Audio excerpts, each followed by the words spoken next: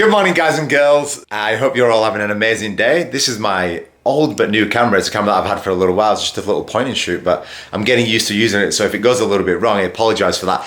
I am incredibly excited for today. I've been working on a couple of cool little projects for a long time now, and today I get to share with you guys one of them.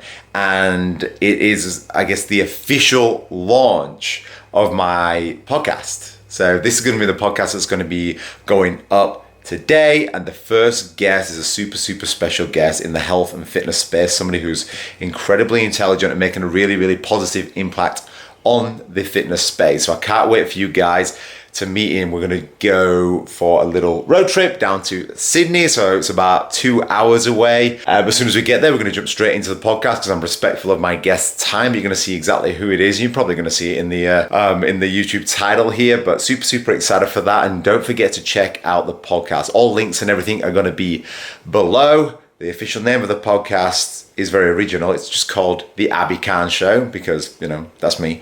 And it's all my thoughts. And basically the goal of the podcast is to be able to share the journey with like-minded minds, but also be able to basically find out what drives people, what motivates them, what tools and tricks do they use to keep on track and on the path to success, and what do they deem and how do they think about success, and what do they deem as a successful lifestyle, basically. So can't wait to share the journey, guys. Stay tuned. So just got down to Sydney, so about an hour and a half drive, but I am finally here at my guest's house. So everybody please say hello to Mr. Luke Tulloch and Jimmy. So today we're going to be going through a podcast. We're going to be shooting it as well on here. So Luke, looking forward to it? Yeah, loving it, man. Awesome. Beautiful. All right, it's a beautiful day here, but we're going to spend it inside shooting some stuff for you guys. So you better enjoy. So guys and girls, welcome to the show. So on today's podcast, we have an extremely talented and intellectual individual, Mr. Luke Tulloch.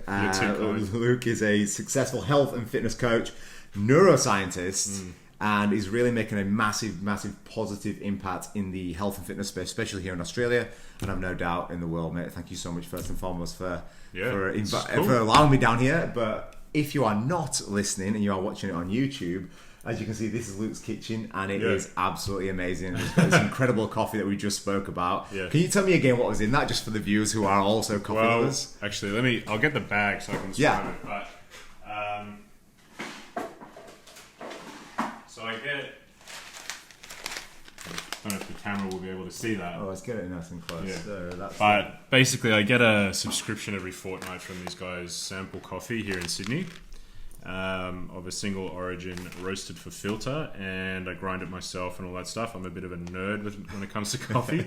And then every other week I'll buy something from a local roaster somewhere else and brew that up. So yeah, that's that one. So for coffee lovers, definitely check that out because it does smell absolutely breathtaking. It's good, this one. I like the African coffees. I think they're my best. Favorite. Yeah. Mate, so I guess for the people that don't know who you are, as insane as that sort of sounds, especially in the health and fitness space, if you're not following Luke, at the end of this we'll go through all your connections and things like that on your social media and stuff. But tell us a little bit about you. Like, how do you sort of start in the fitness space? What did you do? Was it always a thing throughout school? Yeah, I was pretty into it. Like, I was quite into rugby, and I was decent at rugby, but I wasn't... League or union? Union. Oh, fuck, okay. Mine's league, so... Yeah, there you go. Yeah, the classic rivalry. No, I'm a private school boy here in Sydney, of course it's union, yeah. But, you know, I was okay at it, but I just found, like, reading about training and all that stuff really got me going, and I ended up sort of not really knowing what I wanted to do after school, so I went into a business degree and I did a year of business, and it was fine, but I wasn't like super into it, and I didn't really know what I wanted to do with it. So I took a break from that and decided to do personal training in the meantime, and that just stuck. So then I thought, well, this is it. Like, this is what I'm going to do. I want to learn more about this. So I went back to uni. I think a year or two into my personal training career, to study a bit more in that realm, and so I ended up doing a double degree in arts and science. And the arts I majored in psychology, and the science I majored in biology with a focus on biochemistry, and then I basically just transferred that into neuroscience later on. So that's kind of how it went. So I was studying pretty much through the first half of my career, and now it's 13 years later, and just kept going. So yeah. Nice. What sort of made you stick into it? Obviously, after that 13 year, there's probably been a lot of progress in the health and fitness industry. What sort of made you stay?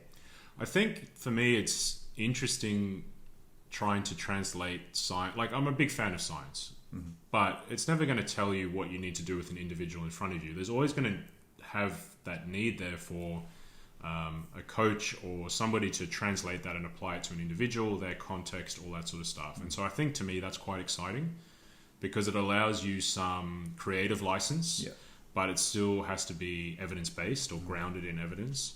And you can actually see how quickly this field is evolving. You know, a few years ago we had no clue what's going to cause muscle to grow, really. And it's evolved so quickly over the last few years, and there's more to come. And it just means that every year you're kind of updating your training methods a bit. And to me, that's really exciting, being able to actually see that in person develop. So that's kind of what keeps me ticking in the industry. I think it makes it exciting for me. Okay, so you went into obviously psychology, like neuroscience as well. Why neuroscience? What was it about that particular topic that was just like, that's what I need to know, rather than strength and conditioning world or the athletic realm or anything like that? To be honest, the reason I did it was because it was way more flexible than any other major. And so I already had a couple of those psychology units under my belt from the psychology degree. And so I could sort of parlay that into getting into the neuroscience, and it was far more flexible than doing an anatomy or a physiology degree or something along those lines. Especially exercise physiology, there's a very specific route you have to take through university to do that. And a lot of the stuff I just didn't really want to study, or it wasn't interesting to me, or I didn't think it was particularly applicable. And so I found that, you know, during the neuroscience, I could kind of pick and choose a bit more of the stuff that I thought was more relevant for me. And I mean, obviously it's a super fascinating area as well.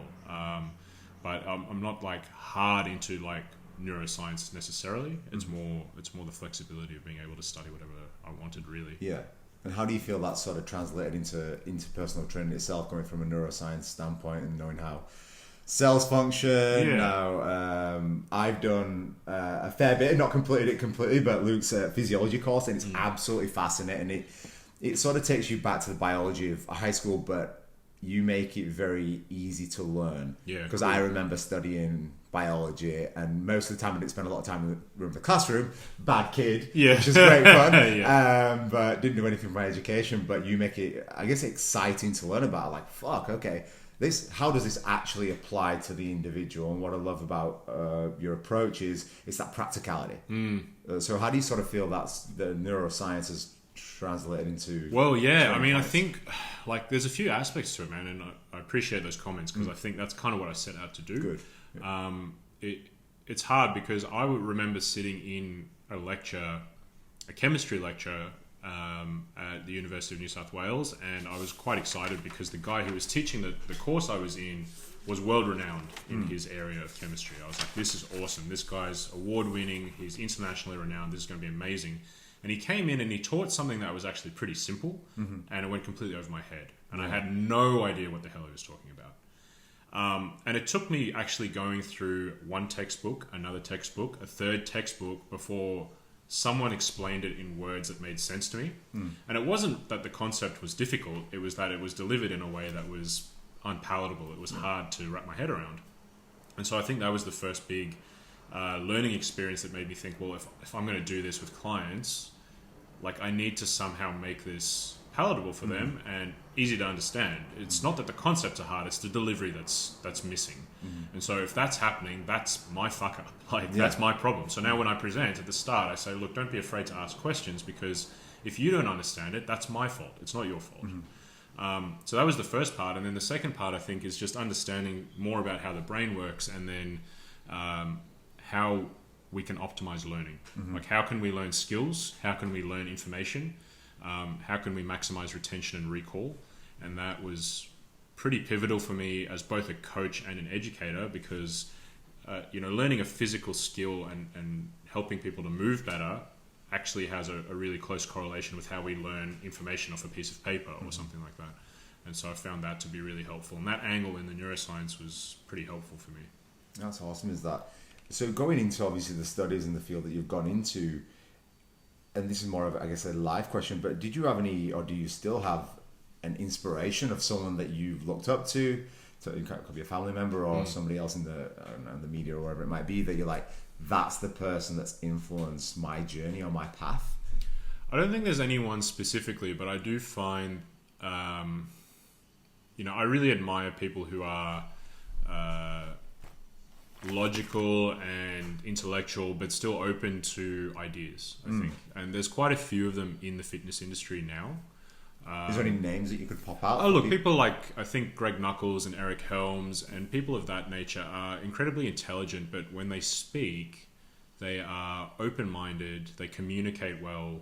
They're the type of person who doesn't get into an argument on the internet. Yeah. Instead, they take the approach of trying to understand the other person's viewpoint and then, come to some kind of terms with them. Like, okay, well, where are our opinions differing and how can we kind of bridge that gap? So I think people like that are quite inspiring to me. I find people like Sam Harris quite inspiring as well, because I really like the way he communicates. I don't really agree with him on everything.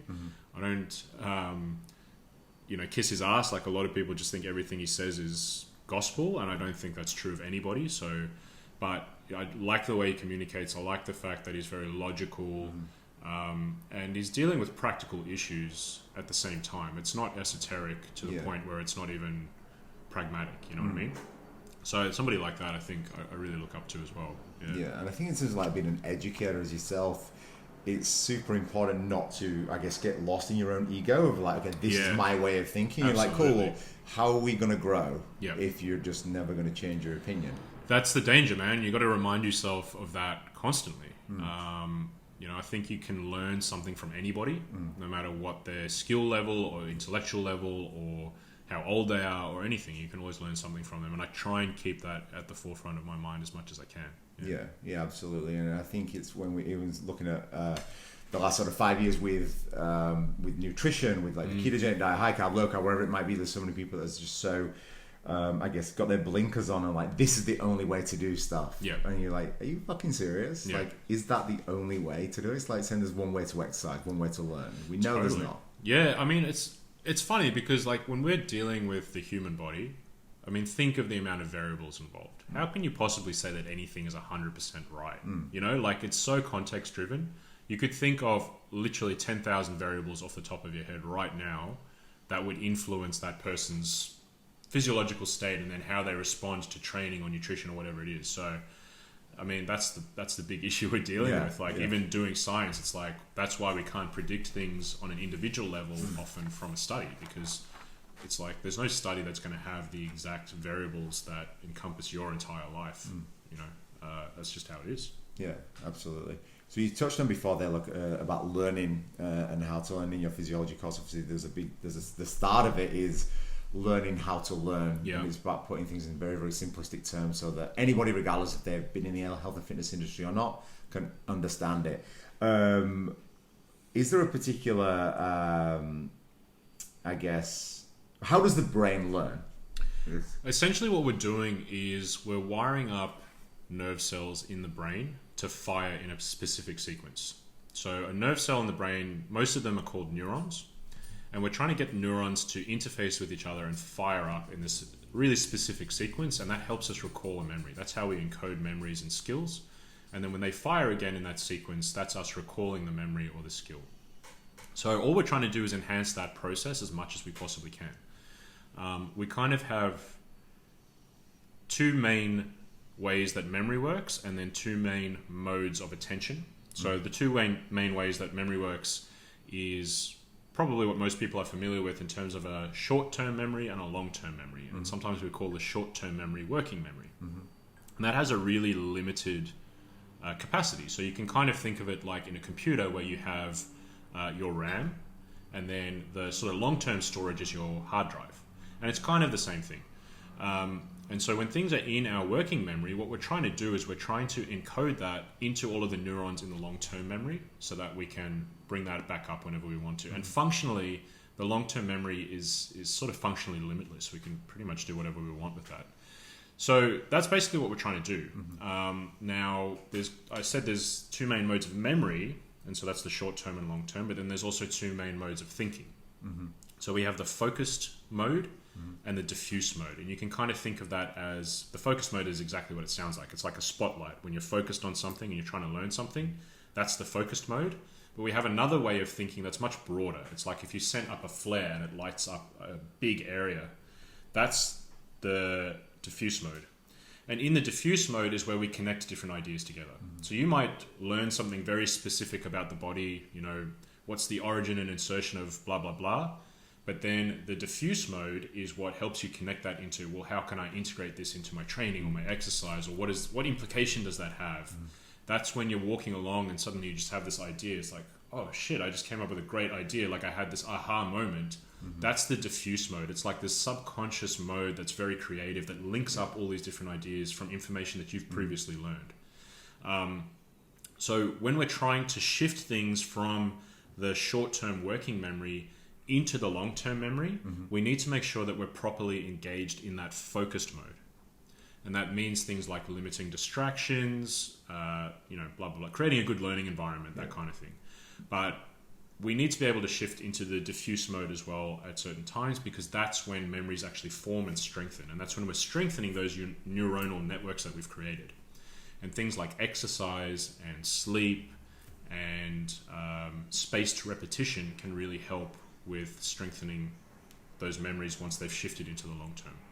So that gives us a couple of different strategies to kind of maximize learning and our different ways of thinking. And so that's kind of how I try and approach it. So what's your personal method? Like, what do you use to learn?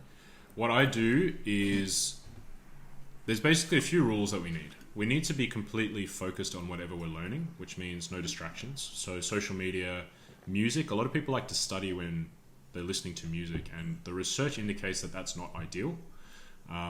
So I say to people, look, go without music. If you really want music, make it sort of soft, so it's not too much in the forefront, and make it with no lyrics so that you're not distracted by that.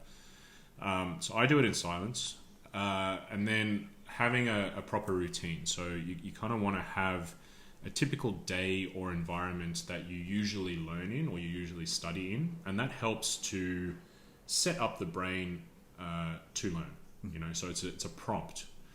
And then what I'll do is I'll go for a very short period. So I think this is probably where most people make mistakes, is that I prefer, and the research indicates that it's best to learn for a short amount of time, but very frequently. So I'll go for 20 or 30 minutes and then have a break, and then I'll go back into it if I have the time to do that. And I typically do. I'll typically do 1 to 2 hours a day. But that's like on the high end. Like you really don't need to do that. If all you're getting in is like 5 to 10 minutes a day, that's fine. But that's much better than doing one day that's like all day of studying. So the analogy I often use for that is, you don't brush your teeth the night before you go to the dentist for 4 hours straight, right? That's ridiculous. You wouldn't do it. I hope you don't do it. Yeah. You don't save up all of your brushing for the week for a Sunday night and then you do that for 2 hours straight. What you do is you brush for like 1 or 2 minutes twice a day. So it's a small amount, but it's frequent. And that's what we should be doing with learning. And that way you get repeated exposure to the information, and you don't get this sort of mental fatigue where the information is not really going in. So that's what I do. And my preference is, when I'm studying, is to handwrite things down. And the reason why I handwrite instead of highlighting or instead of typing is because it forces you to slow down and focus on the information for longer. And that means that any handwritten notes you have, the information is actually encoded better. Okay. So that's a really good tip. It forces you just to sort of focus and slow down. And then, because you're setting a time limit, it means that you're not like, oh, I have to finish this chapter today. You go, no, all I need to do is 10 minutes of learning and then I stop. And that's fine. It's no problem. But if you let that compound over 6 months or a year, you'll be amazed at how much you learn. Yeah. So that's kind of my approach, is like little bits every day. I try and take it slow and focus on it. I handwrite, and that's pretty much it. Now, outside of that, to enhance learning, I make sure I get enough sleep, because that's really important for forming those neuronal networks. That's when our diffuse mode is engaged a bit better. I make sure that I exercise, which I'm sure most people listening will be doing. That helps to stimulate some compounds in the brain that support neuronal growth. So there's one called BDNF, which is brain-derived neurotrophic factor, and that can actually help support neuronal growth potentially. And just little things like that, you know, it's like all the lifestyle stuff, make sure that's in line. And so with when you sort of mentioned sleep, there obviously been a big factor in terms of recovery for the mind and the body. Do you have a specific sleep routine, or do you have a sleep hygiene method that you like to use? Yeah, I do. Routine is big for sleep. So I think routine for learning is quite important, but I think routine for sleep is non-negotiable, to be honest, if you want to get the most out of your health. Yeah. So I do have a routine. Like I get up at 4:30 every day to go train people, and so I want to be in bed at 8 o'clock so that I get at least a full 8 hours of sleep. So prior to that, what I try and do is I'm usually reading a book, and I tend to read fiction. Like I don't really read a lot of non-fiction. I find it's too much like focus and that kind of thing. I just read for fun. So it allows that escapism a little bit as well. I think so, It's yeah. a different realm almost. Yeah, it's just like it's getting away from Reality. Yeah, almost, just like, you know, like if I'm sitting reading like papers on physiology all day, I mean, dude, I need to get away from that at some point, you know what I mean? Yeah. So I think it's really good to open your mind to other ideas and other ways of thinking. And so I like to read fiction. And so that's part of my sleep routine. But I think the part of the routine that most people miss is like, yes, sleep hygiene is important. And if you don't know what sleep hygiene is, it's basically just practices that help enhance sleep. So, you know, limiting exposure to blue light, making sure that the room's a good, comfortable temperature, things of that nature. That's important. But I think people miss what they do on the other end of the day, which helps set up your circadian rhythm. When you wake up in the morning, you should be getting exposure in the first half of the day to outside light. And looking at it through an office window or having a bright indoor light is nowhere near enough light entering the eye. So we measure the intensity of light in lux, and the lux when you're outside is huge compared to being indoors. It's massive. And that's a really powerful signal because it obviously it tells our brain when it's day, which means it then can work out when it's dark, when it's night, and when you need to go to sleep. If you don't get that, then when it comes to nighttime, your brain doesn't know exactly what time it is, and then it's much more difficult to fall asleep. And you can use all of the sleep hygiene methods you want, but unless that circadian rhythm is functioning properly, it's going to be really difficult to get a good night's sleep. So I think focus should be spent on the first sort of half of the day, getting outside for 20 minutes or so, and getting some light into your eyes is really, really, really important as well. So that's a really big part of my sleep routine, actually, is spending some time in the first half of the day outdoors so I can get some light into the eye. And that's pretty much it. Aside from that, like maintaining routine is going to be the number one thing that's going to ensure good quality sleep over time, and not bouncing around too much in terms of sleep and wake times. And we touched on, you said what you do in the morning sort of thing. So my next question was going to be, is daily rituals. So, I mean, do you have a specific morning routine, and what does that first sort of hour of the day look like for you in terms of, you know, coffee, I'd assume? Yeah, it is coffee. Whatever it's going to sort of be. Well, so look, my first client is at 6 a.m. So I could quite easily, and I live a 20-minute walk away from the gym. So I could quite easily like roll out of bed at 5:30 and then like walk to work. That's fine. But I like my coffee. You probably saw the method just then. It takes a little while to prepare it and pour over it. Yeah, it's a bit of a ritual for me, yeah. And I like the ritual of it. So I get up early. I get up at 4:30, you know, shower and all of that sort of stuff, make the coffee, and then I'll usually have quite a lot of emails and social media messages and stuff. And I reply to everybody on social media. And sometimes I'll wake up to like 40 or 50 messages, you know. So it takes quite a while to get through all of that stuff, but I think it's kind of important when people are trying to engage with you to try and engage back. So I do that, and then I'll walk to work and I'll train people at the gym. And at this point, I'm not seeing that many people in person. I spend about 10 or 11 hours a week doing in-person training. So I'll train people for 2 or 3 hours, then I train myself, and then I come home. And generally from there, it's like on the computer doing all of the stuff that I need to do. I fit in at least an hour or two of learning there. I do all of the online admin type stuff I need to do. I generate content, all that kind of thing. It's not so much that there's a specific time that I do all of that, but there is like a checklist of stuff that I kind of do every single day. And then I play guitar, so like I make time to do that. What sort of guitar is it to start with? Acoustic or electric? I got 4 electrics upstairs, and so there's a Strat, which is more of your blues and that kind of thing. There's something in between, which is kind of the, I suppose, dad rock. All right. And then there's a metal guitar. So that's for the metal. Yeah. So I'm set up for that. So I do that every day, and that's like on the checklist that I got to get done. Like I make sure that I do it, because again, that's learning a skill. You need to spend some time every day doing it. Right? It doesn't have to be a long session, but something. And that's kind of my routine, man. I used to do a lot of the cooking, but my wife has sort of taken that over, since I'm really busy with a lot of the online stuff that I'm doing. And that's kind of it, day in, day out. And that's like, so I like having structure, and I get a bit like, I like being in control of things. But I try not to be too rigid. Yeah.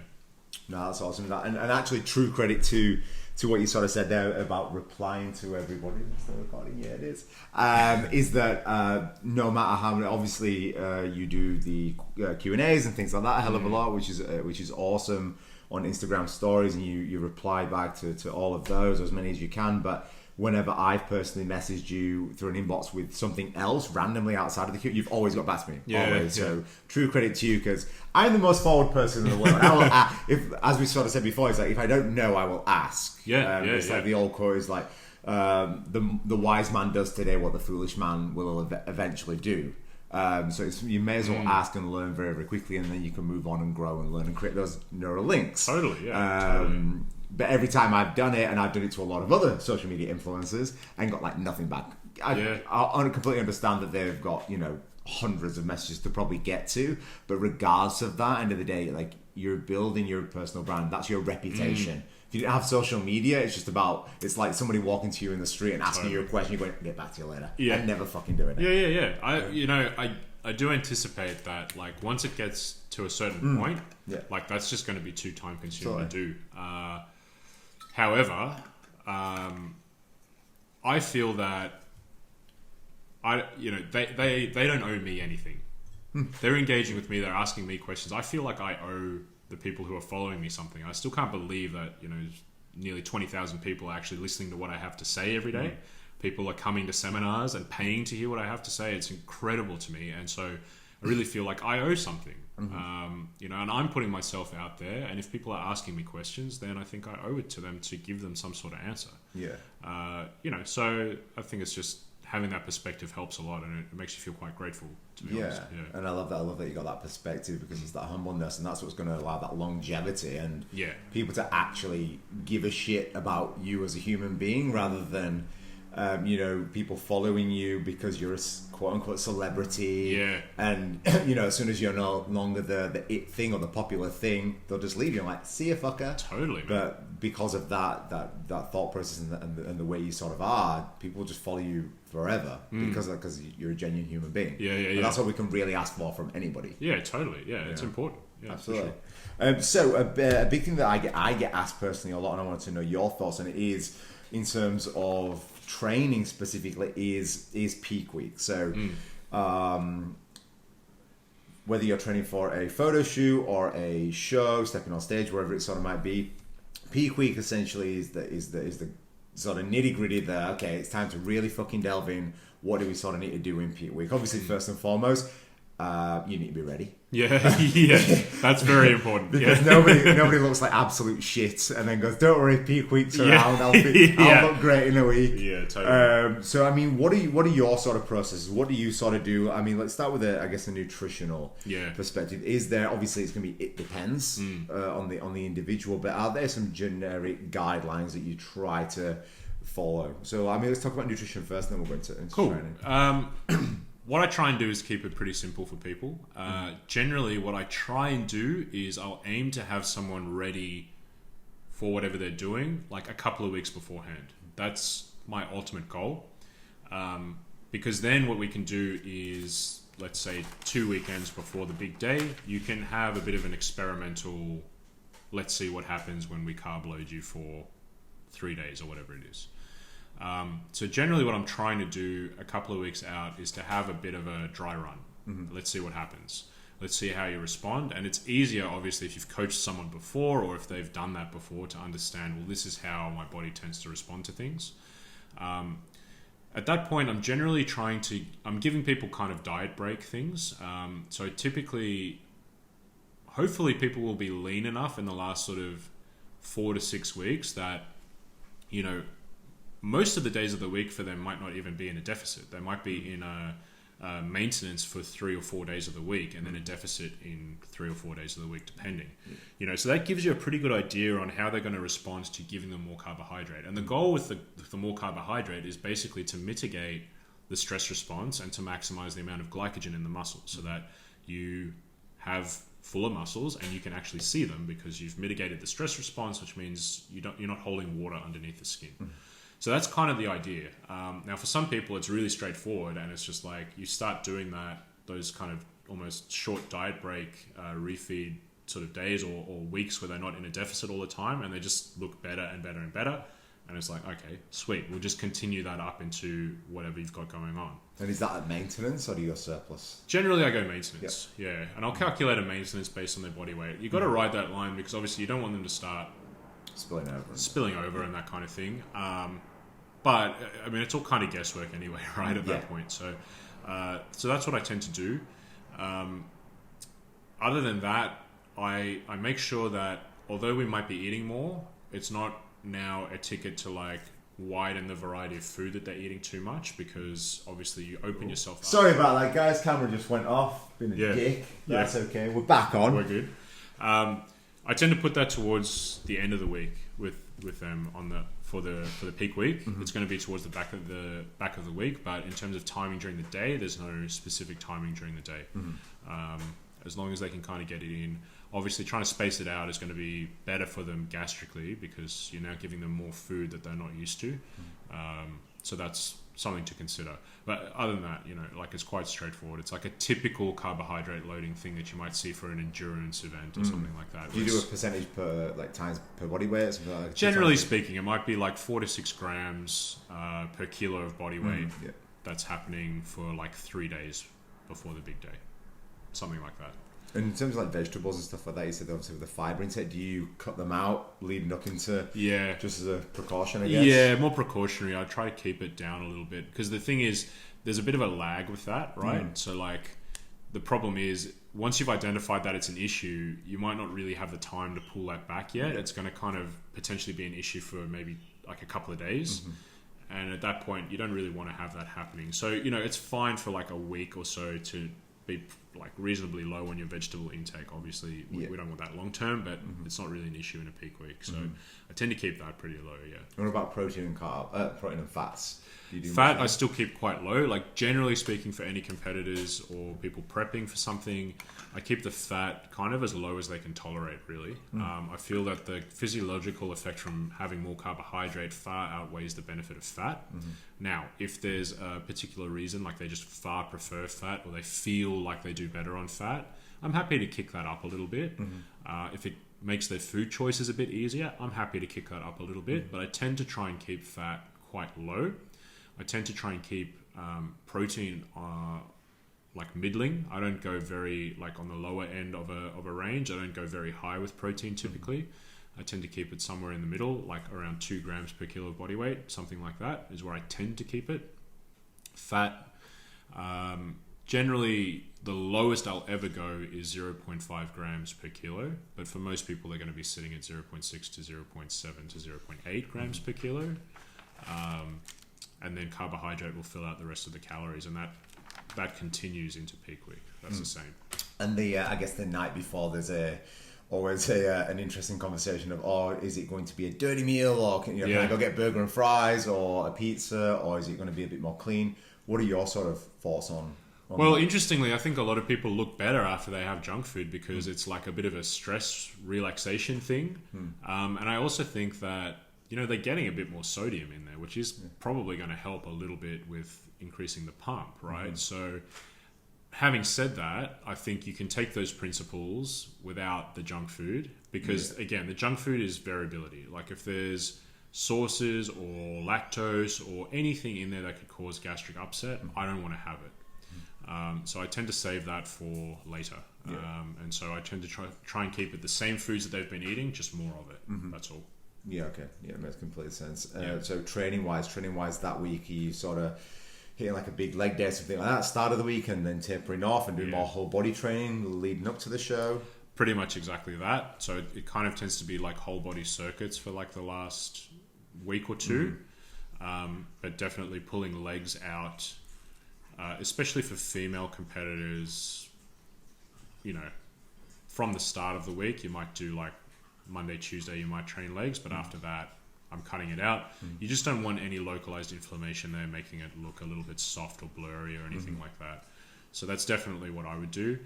But I keep the volume pretty low on everything, because I think at that point, you're not building any more muscle. You're not necessarily going to lose very much muscle in the last week or two. So I would rather err on the side of like, let's do a kind of maintenance volume and get inflammation and stress down as much as we can. Because that's at the end of the day going to present the muscle better. If you have less stress, then obviously again, that subcutaneous water and is going to go down. And if you have less inflammation in a certain body part, again, subcutaneous water is going to go down. We do want enough volume there to stimulate enough uptake of carbohydrate into the muscles that you want them to go to. But so it's that, you know, it's not low volume, but it's definitely, I'm not like training them super hard at that point. It's probably going to feel pretty easy compared to the volume that they've been doing up until then. So you're looking at, I guess, a specific number per set of body part per week? Or? Yeah, and that will vary based on the individual. Typically what will happen is, the main thing is in that last week or two, they're not going all the way to failure, right? So I'll have them keep 2 or 3 reps in the tank, 2 or 3 reps in reserve, instead of going really close to failure. Whereas probably prior to that, they've been pushing pretty close to failure. Rest periods are quite short, that kind of thing, just like trying to push them pretty hard. Cool. So the show's done. Yep. The I guess the dreaded effect, and where most competitors sort of go or are afraid of, is that rebound effect. So what are your sort of thoughts on, I think let's go with the next 2 days or so, that post-show binge that everybody sort of goes on, and you see people with like the distended stomachs and stuff like that, and like what are your sort of thoughts on that? Do you feel it should be mitigated somewhat, or there should be some sort of reward in there from a psychological perspective? I think there should be. However, hopefully if you've prepped someone to the point where they are ready 2 weeks out or whatever, and you're giving them 3 days at maintenance or so, a week in the lead up, then hopefully that urge to just go out and demolish everything that they see, like burgers and pizzas and everything they can find, hopefully that's mitigated to a certain extent.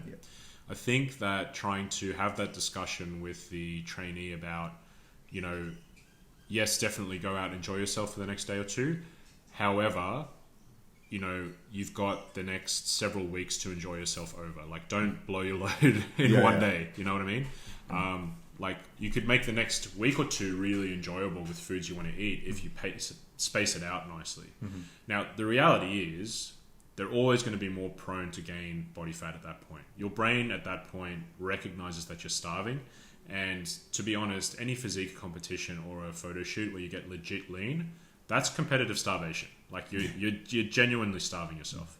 So you're more prone to gain body fat at that point, and that's a reality. I think too many coaches will kind of ignore the fact that there's a concern about, I'm going to gain body weight, I'm going to gain body fat, I've worked really hard for what I've got here and I want to maintain it afterwards. As a coach, you need to be educating a client along the way and saying, like, the reality is you are going to put on body fat afterwards, and that's okay. You need to put on body fat to be healthy. That's how it has to be. You know, no one ever walks around at their absolute leanest all the time. It just is not reality. And if they do, you're going to question a couple of things. Yeah, exactly. You know, so I think having that education there and then spreading that concept of like the post-show period of like going out and having fun, so let's spread that out over like a week or two. And so, you know, you could have 7 to 14 days of fun eating, but just not like binging for like 2 days straight afterwards. And then feeling terrible afterwards and having this unhealthy relationship with eating afterwards is a much better way of going about things. And you think where people sort of, I guess, fuck that up is maybe going too aggressive, maybe actually not being ready enough. So that, Yeah. I mean, I've seen competitors and spoke to them on the day that some girls have been on less than 1,000 calories, and you're like, what? You're like, you're going to step on stage in an hour and you're eating what? Like, what the fuck are you doing? Do you know? And then that's going to obviously be more relevant to go, okay, now I'm going to eat everything and anything in front of me. Just like, cool. If you just spend, like you said, there a couple of days at maintenance or leading up to the event, you're healthy. Yeah. Which I think is the downfall of a lot of people. They're going to it in an unhealthy state psychologically and physically. Totally. And they're like, fuck, I'm just going to eat everything I can. And you're like, cool. But look what that's going to do to you. Yeah. And then you're going to feel shit. You're going to be unmotivated. So you're going to eat more and more and more. Yeah. And all of a sudden, 15 kilos comes on. Yeah, I agree. I think that, you know, physiologically and psychologically, if you're at least getting some days where you're at maintenance, then that urge to eat, like that just primal survival urge to eat and eat and eat and not stop, is going to be mitigated to a great extent. So like being in that place is way preferable, and it honestly then it doesn't become so much of an issue of like willpower. You're not having to like pull the reins on your training and go like, hey, you need to slow down here because before you know you're going to have to put on 10 to 15 kilos. Like, they might understand that intellectually, but sorry, when you've got food in front of you and you've just been pushing so hard for so long, like, that doesn't matter. Yeah, you give a shit. Yeah. So that's like that next couple of days. So outside of that, so we're looking to, if someone's looking to go, okay, cool, photo shoot or comp's done, I want to build myself back up to maintenance. Yep. So I know that your perspective is you want to try and get into maintenance as quickly as possible. So it's like, get there because we want to be healthy for the long term. Yep. But what would you do if the person has that psychological trigger of like, I want to stay lean. Like, I want to get to this position where I can maintain this leanness. So the issue is that when we're in a deficit and there's not enough energy coming in, the brain will allocate energy where it feels it's most necessary for survival. So it triages it, right? And that means that things like your reproductive and immune system don't get the lion's share of incoming energy. You know, it funds all of your cardio and your lifting and your moving and all of your organs working. But reproductive immune system, that's kind of, obviously they're important, but they're not immediately important for survival. So they get the scraps. So the issue is the longer you stay in a deficit, the more that goes on. Now, if we were to reverse diet, for example, it means that you slowly build up your calories over time. The issue is that you're still actually in a relative deficit for that period. You're not at maintenance yet.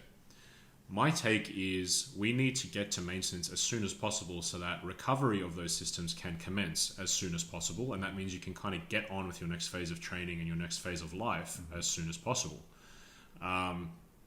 Now, the times that I might use reverse dieting is when there's a large psychological or emotional resistance to eating more food. And some people find that very difficult. And if you were to sort of try and force them to go back to maintenance, you'll find that they may misreport, they may be very uncomfortable emotionally with that. And so that's where reverse dieting can be helpful, where you can go, okay, look, we've got a plan to get back to maintenance. I'm going to push your food up bit by bit until we get there. In that case, I would never reverse diet over a very long period. So I think that's kind of like, some people will literally add like 50 to 100 calories a week. Fuck. Until they get it back like up to 6 maintenance. months, So I mean, you've just been dieting for like 4 to 6 months, and now you're still technically in a deficit for another 4 months. Like, that's just madness to me. That is insanity. So for me, I would prefer to get a period of like maybe 4 weeks or something where it's like, okay, we're going to bring up your calories week by week, but in quite large chunks that you can psychologically handle eating more and more food. Because I'm sure most people will have experienced this if you've dieted before. You know, your maintenance might be, like for me, it might be 3,500 calories, right? And that feels like a normal food intake for me. If I eat 3,000 calories today, I'm going to feel hungry.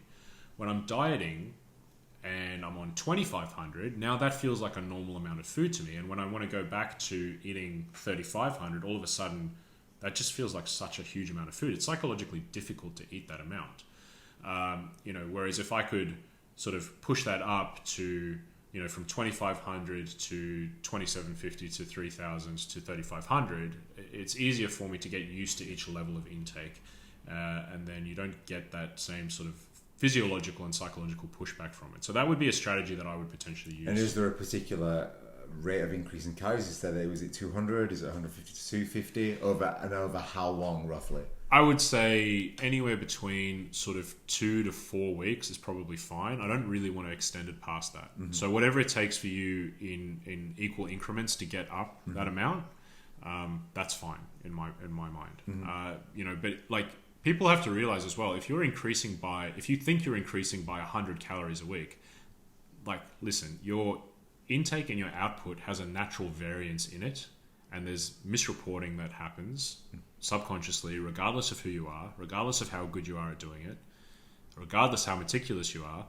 And that 100 calories is not going to be 100 calories. If you think you're eating 1,200 calories and next week I'm going to eat 1,300 calories, the reality is you're probably eating somewhere between 1,000 and 1,400 calories anyway. That 100 calorie difference is getting eaten up by natural variance. So it's pointless increasing by 100 calories because you're not really doing it. So I would prefer a bigger jump if possible. Yeah. So what about training? And obviously at that time you're doing probably a decent amount of volume, except from the bit of a deload leading up into the comp. What would you do in terms of training, in terms of cardio, steps, things like that? Is that something that just stops, or is it something that you're like, okay, we still need to expend some sort of energy? I think it really depends on the individual. Like you've obviously got to reassess with the client, like what's the next step? What are we doing next? Is there another goal?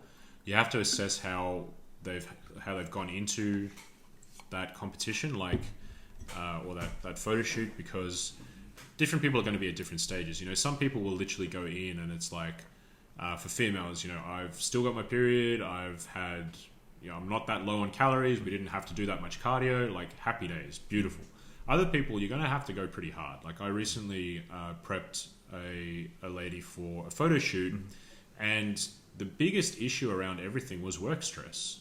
So she has a huge amount of stress at work, which means it disrupts her sleep. It obviously disrupts her food. It played with her body weight because she would have a hugely stressful day at work, and then she would hang on to a kilo of water. And so the biggest issue was that, and so coming out of that, I'm looking to mitigate stress as much as I possibly can. So now the training and the nutrition is going to reflect that. And for most people, that's going to be the case. Some people will come out the other end and they'll actually be in a pretty good place to maybe move on to a pretty hard training phase. And other people will literally need just a complete change of tactic, or, just a general reduction in cardio, in steps, in whatever, to make sure that they have enough energy availability going to the immune and reproductive system, to make sure that they've got enough enough of a stressor there to continue to maintain some of their gains, but also just so that they're not getting so much stress on the system that fatigue continues to kick their ass. It really depends on where they're at in their life and how they ended up that training session. So for most people, I'm trying to mitigate stress. Now, the biggest factors that are going to go into that is the amount of food they're getting and the amount of physical activity they're doing. Those are the easiest things to control, because life stress is going to happen regardless, right? So if there's a lot of work stress, if there's a lot of outside stress, if they came into that comp and it was pretty hard, then the next training phase is going to be, relatively speaking, lower in volume. The cardio is going to go down. The amount of steps they have to do is going to be enough for general health and no more. And then from there, you can kind of reassess after phase by phase, right? Other people, you can kind of go straight in and do a reasonably hard training session. You can keep a bit of cardio in, whatever it is. It just kind of depends. It depends on where they're at. Yeah, totally. But the big factor there governing all of that is what's the overall stress on the system, right? Yeah, perfect. So I wanted to touch on a little bit about the industry. So over the last especially with the rise of social media over the last 5 years even, and influence has been at the sort of pinnacle of that, and in our industry, the health and fitness industry, which I would argue is probably the most important one out of everything, because we're dealing with people's health. And if their health isn't there, they're going to fucking die at some point. So when we look at a lot of influencers, there's so many people out there that are, let's face it, uneducated, haven't even got their, especially training, haven't even got their basic certification, Cert 3, Cert 4 in Australia, the MVQ at level 1, level 2 in the UK. I'm not sure it is in the US, but they're giving out health and fitness advice. I mean, people are looking up to these people as if they're GPs and doctors. And, what's your sort of opinion on that, and how do you sort of see that as, I guess, as a detriment to people? It's tough, man. Like, I think you can take the whole social media thing and all of that as a massive negative because it is giving people a voice who maybe don't have the knowledge. But certainly from a personal perspective, it's been phenomenal. Like, there's no way I would ever be able to reach tens of thousands of people with the information I'm giving out without Instagram. There's no way I would have been able to do it. Yeah. I mean, what are we doing right now? Well, exactly. You know, and I think there's a lot of people out there in the same boat who are genuinely giving out good information. So for me, I don't think there's ever been an age where obviously we've had as much access to information. The issue comes in trying to filter the information. I think it's a responsibility of both the consumers of that information and the people giving it out to engage in better critical thinking skills. Like, this is my big issue, is that I think in general, logic and critical thinking in society and certainly in the world of social media has gone by the wayside. You know, I feel like people are unable to sort of critically analyze something and go, well, logically that doesn't make sense, or logically that does make sense. They just kind of go, well, I don't know who to trust, so like, this sounds right, I'm going to do it. And it's really frustrating to me because there's a lot of topics in the industry that you don't actually need a lot of scientific background to understand and to get a clear idea on. You know, obviously I come from a position of the reason why I created some of these courses was because I think the more background you have of the science and physiology, the better you can evaluate all of that stuff, the better you can thread together everything and get a better overall picture of what's going on with your training. But with that said, obviously you're in a better position when you do that. But even without that, I think often if you just have critical thinking skills, you can kind of get by pretty well. So that's kind of where I'm at with it. I think there's obviously positives and negatives to the social media thing. I think on the whole, it's a massive positive, but it does require you to have critical thinking skills to be able to cut through some of the bullshit. Whether you are someone who is regurgitating information to your followers, or whether you are a follower who is getting information from somebody else. Yeah, I think it's obviously it's super important to be able to, for people, is question everything. If something doesn't sound right, question the fuck out of it. I say that to my own clients, just like, I don't care if I'm saying it. I was like, question it. Because if I can't explain it, then I don't fucking know, and I shouldn't be giving you that advice. I agree. But at the same time, if I can explain it and I can prove it, then fucking listen. Yeah. You know, I mean, it's like, try and corroborate it. Like, there's a lot of stuff that I get into, and like, I'm a notorious researcher. So the coffee, right? Yeah. I research the shit out of it to see, like, okay, like, what do I need to make good coffee? Like, what does it all mean? How do I make it? Like, why is that like that? Why do you do that when you brew it? Why do you do this? You know, I grew my hair long, and I looked at all of the products out there for your hair, and I was like, there's all these claims on it, but like, is any of it true? I don't get it. Like, how's it supposed to work? So I researched it. Like, I'm a massive nerd, but I researched it, right? And I tried to corroborate it, and I tried to find out exactly what it meant. And I do that with pretty much everything. And I feel like that's a general life skill. Like, you can do that with fitness too. That's how I got started in fitness. That's how I got to the level of knowledge that I have, is that I was able to research it and learn. Now, I come across information and opinion and all that sort of stuff from other experts in the field that definitely influence and change my views, that put me onto new information, and that's fantastic. But I am able to kind of look at that and critically evaluate it and go, well, okay, can I corroborate that with other stuff I've read? Can I, you know, what does that exactly mean? You know, so I think that's kind of like where the onus is not just on the influencers putting out information, it is on the people who are following too. Yeah. And if you are, I mean, an influencer, it's your moral fucking right to, or your moral duty rather, to be able to explain this in a reasonable way to whoever you're influencing. Because there's just so many influencers in the fitness space talking about like the Krebs cycle and giving the very basics on it. You're like, you know how complex that fucking thing is? And you're trying to tell people that it's the most simplistic thing in the world. Oh, it'll help with the Krebs cycle. Like, you know what the fuck that means? Totally. Do you know what I mean? Well, I think it goes back to your point where, like, we're dealing with people's health. Like, it is a big deal.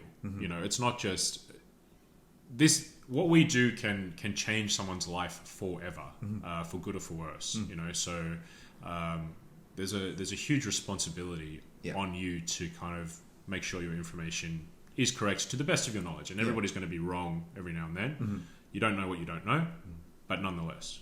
And do you think it could be, I guess, these sort of people are inspired by something more than why we got in this industry? Because we got in this industry before Instagram and Facebook with this big sort of platforms, and before brands and stuff were reaching out to people. So I think people look at it and go, I want to get signed with this brand or that brand. Here's what I need to do.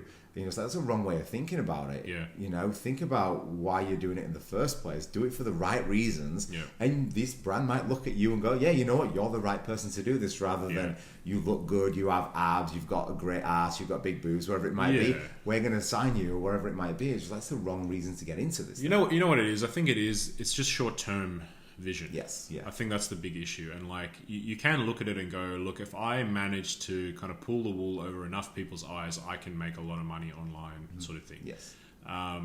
Whether that's true or not is not really relevant, but that's what people think often. And I've always said this, is that you have to be a good trainer first. You know what I mean? You have to be a good coach first. There's no point in marketing if you've got nothing to market. If you've never trained a person one-on-one, you cannot claim yourself as an online fucking trainer. And if you haven't gotten any results with anybody, then sorry, you need to do that first. You know, like that's kind of the root of it all, and that's going to guarantee you success. Simple as that. Absolutely, I couldn't agree more with you there, mate. So what we got next? So one thing you did say in terms of like skills and stuff, is there a particular skill or lesson you've learned along your journey that you've acquired that has really sort of set you apart, do you think, from other people? I think kind of being relatively unemotional about topics is kind of really helped me out. Being able to kind of step back a little bit and ensure that I'm getting an overall picture of stuff without getting too much emotional or personal subjectivity or bias into it. I mean, that's always going to be present to some extent, but I think that's quite a good strength of mine, and sometimes a weakness as well. Like I don't empathize as well with people as some other people do. You know what I mean? Like I tend to think there are some trainers out there, for example, that are they tend to be the more cheerleader, like people come to train with them because they're fun. Yeah. You know, people don't come to train with me because I'm fun necessarily. They come to me because I'm going to give them what I think is the best possible information. You know, without the sort of personal tinge to it. You know what I mean? And so I think that's probably like a skill of mine that's helped quite a lot. And it's also a bit of a hindrance in some ways because obviously empathizing with people and that is a bit harder. And that's something that I worked on early in my career, and so I'm much better at it now. But early on in my career, it's like I just couldn't understand why people weren't doing what I was telling them. You know what I mean? Are you a fucking idiot? What are you doing? Yeah. Go do it. Whereas now I understand that like really our goal as coaches is, or certainly my goal and where I see myself standing is like, I'm not a scientist, I'm not a researcher, I'm not on that level, but I'm somewhere in between those guys and the client and the average Joe. So, you know, I can take from both of those worlds and hopefully translate it across on both sides. And being able to actually deal with someone's personal circumstances and their individual needs is kind of where I see myself as applying science into that realm. And so I kind of worked that out several years ago and kind of figured that's kind of where you need to be. But I think that ability to just kind of evaluate information and in a fair way, I suppose, is really what's helped me along the way. Right. So what I did want to really ask, and what I want to ask for a while, is because if you've never met Luke in person, he's a jacked human being. Like when I met you, I was like, "Fuck, you're bigger than I thought you would be," and obviously looking like a Viking too. Yeah. You would look perfect in the show Vikings, which is incredible. What are your training goals? Like, what are you training for at the moment? Honestly, training is a much not much of a focus for me anymore. I kind of got to a point where I felt that naturally I had built as much muscle as I could without committing a huge amount of extra effort for the diminishing returns. You know what I mean? So to me, training 6 days a week for 2 hours at a time and being really strict with diet and all that sort of stuff could definitely have netted me a lot, you know, more gains for sure. But I wasn't really willing to commit to that. I didn't really see the point. Like I wasn't, to the average person on the street, whether I had an extra 2 kilos of muscle on me or not, I mean, they don't see the difference whatsoever. I'm the only person who sees that difference, you know. And so for me, it was kind of taking that energy and focusing it more into other areas of my life and trying to improve myself in other areas. So for me, training at the moment is about like still looking good and maintaining as much as I can of what I've got, but also just feeling good. I feel like the more I've trained in very extreme bodybuilding styles, with very particular postures and trying to isolate muscles as much as I can, I feel like my general movement has kind of gotten worse over time because I don't spend a lot of time in multiple planes of motion. I've been kind of stuck in that whole, you know, retracted and depressed scapula and, you know, extended lumbar spine for squatting and that kind of thing for so many years, and trying to isolate muscles. You're basically trying to hold most of your body in a really rigid position while you sort of move one muscle based on its anatomical function rather than like integrating it with the whole body. So I'm kind of working a bit more on that kind of stuff at the moment, and just getting through some planes of motion that I've kind of been neglecting over the years and things like that. But still having a general bodybuilding base to it. Yeah. And that was actually my next point. Is there a particular training method or what's your favorite training method? Is it a bodybuilding style? Is it Olympic lifting, powerlifting? No, I really like bodybuilding in general. I feel like it gives when you get into it, a lot of bodybuilders will understand that you can be quite creative in it. You know, you're not too locked in. Like if you were a powerlifter, it's certainly fun shifting big weight, 100%. And getting technically better at a lift is very satisfying, but you're also very narrow in scope. It's like you have to bench and squat and deadlift in a particular way. That's just how it is. But as a bodybuilder, it's like, well, if I have an exercise that I want to develop my pecs with, I mean, there's an endless amount of implements and angles and exercises and techniques I can use to do that. Because all I'm trying to do is place tension across those fibers, and there's a lot of ways.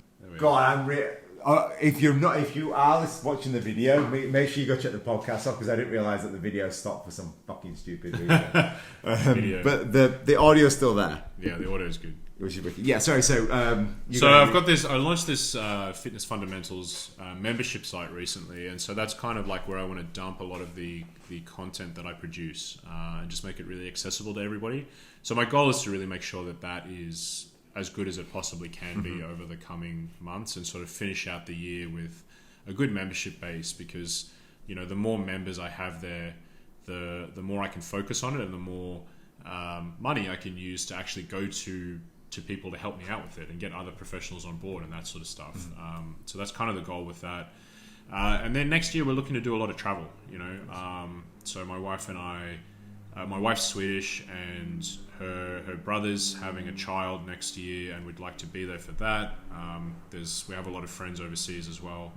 And so just being able to kind of have the flexibility with what I'm doing at the moment is fantastic, because we can potentially jump on a plane and be out of here for a month at a time, or whatever it is, and just do what we want there. So I suppose just looking forward to setting up that and continuing to build the online products and all that stuff as much as I can is really the goal at the moment. Yeah. And guys, if you've not already checked Luke out on the Fitness Fundamentals, I signed up for the yearly. Very cool. Yeah. Awesome. And it's wicked. Like, there's so much good quality information on there, and again, in a really, really sort of easy format, easy to understand format. And obviously, I think every month there's going to be new learnings, new education, new things on there. Yeah, there'll be more. And I've lined up, like I said, I want to align myself with some other experts. Like, I don't know everything, and there's people who do certain things better than I do, or give a different perspective. And if, you know, we were talking about before, like, how do you know what information is good? Well, if you trust what I'm saying and trust that I have good intentions, I'm bringing on people that I respect and I learn from and I look up to onto that membership site. And so I'm really excited. Like, I've lined up a lot of really good people to be able to produce content for that as well, and that's coming in the coming months. So it's only going to get better from here. It's really cool. Wicked. Yeah. That's fucking cool, because it's on its point at the moment, cool. which is amazing. Recommended books. So I'm a big, I'm not a big reader. I love reading though, but I never find time to do it. But recommended books. Is there anything specific that you've read lately that you're like, that needs to be read by more people? You know, like I said, I read a lot of fiction. Okay. I just feel like it kind of broadens your mind a bit. It opens you up to other ways of thinking. So there's been a few books that I really like. I actually dove back into a lot of Cormac McCarthy novels. So if you... What's his name? Cormac McCarthy. So he wrote, if you saw the movies The Road and what's the other one? I'm having a massive mental blank now. Huge mental blank on it. But there's a couple of movies made from his books. His books are fantastic, really good. So Blood Meridian's a great book, and my other favorite one of his is All the Pretty Horses, and he's a great novelist. So that's probably my favorite author. But recently I read a book called The 7 Lives of Evelyn Hardcastle, which is very cool. Basic premise of it is this person is like at a dinner party and someone gets murdered, and they are reborn every day in another one of the party guests' bodies, and they have to sort of solve the murder. Wow. It's a really cool book. It's That'd really be a sick movie too. Yeah, it's great. I think it won some awards last year, so it's a great book. But other than that, I read textbooks and stuff. Like you can probably. Oh yeah, I saw. I didn't see that in the collection. So here I've got Human Physiology. If anyone wants to take a crack at reading that, let me know how it goes. There you go. So jeez. Like other than that, So this is why I read fiction. Like if I non-fiction stuff, and you've actually got a book or a couple of books on coffee there specifically, which is good. Yes, yeah, exactly. Why Zebras Don't Get Ulcers. Love that book. I've not read it in a long time. Robert Sapolsky in general. If you're going to read non-fiction, Robert Sapolsky's got some really good stuff. So that one he's got a new one on. Behavior. What's that called? It's just called Behave. Behave. Yeah, it's really good. So that's kind of the stuff that I like to read anyway. Robert Sapolsky. Yeah. And is there a specific, I guess, quote or code of ethics that you sort of live by, or recently you've been sort of thinking about, like, this is how I like to sort of conduct myself? Not really. I think the one thing that I've kind of been coming back to is like, just getting better as a human overall, being a well-rounded person is kind of my goal. And I think that's been a bit clearer to me because I was in that, and I still am, in that fitness world so much. But I think there's other areas of myself and my life that I also want to develop to be a well-rounded human being. And that's kind of where I'm going with it. And to me, it doesn't mean being the best guitarist on the planet or being the most well-read person on the planet or the best cook on the planet. It just means that, like, if I'm making progress in any of those areas, then I'm really happy with that, and that's kind of the goal. So I think that's kind of what I'm all about these days, is like just try and make progress in all areas of your life, no matter how small it is. Like I said, if it's 5 to 10 minutes a day of studying something that you're maybe not very good at, then maybe that's the small commitment you need to make to keep moving forward. Wicked. Awesome, mate. I guess, where can people find you? What's the best sort of modalities for people to get in contact, ask you questions, anything like that? I'm mostly available on Instagram, which is just _Luke Tulloch. That's my handle. And otherwise, if you want to check out the membership site, the landing page is at luketulloch.com/membership. So that's nice and easy. And that's probably the best ways to do it. Beautiful. Guys, I will link everything from Luke, including his Instagram handle and his for the website and all that sort of stuff below. Anyway, but mate, thank you so much for your time today. Appreciate you it, man. The humbleness and inviting me into your home. Yeah. And guys, hopefully you enjoyed this podcast and have a great day. So that is the end of a really, really long day, but it was more than worth it. Guys, I hope you enjoyed the podcast that I just did with Luke Tulloch. All his details and links are all below. If you've not already, please hit like, subscribe, and let me know who else you'd like to collaborate. And if you want to collaborate, please shoot me a DM on Instagram. I'm more than happy to try and create really positive and cool vibes along this beautiful journey that we're all sharing together throughout, whether that's podcast, whether that's YouTube, wherever it sort of might be. I love meeting like-minded people who want to join together and succeed. So without further ado, have a great day.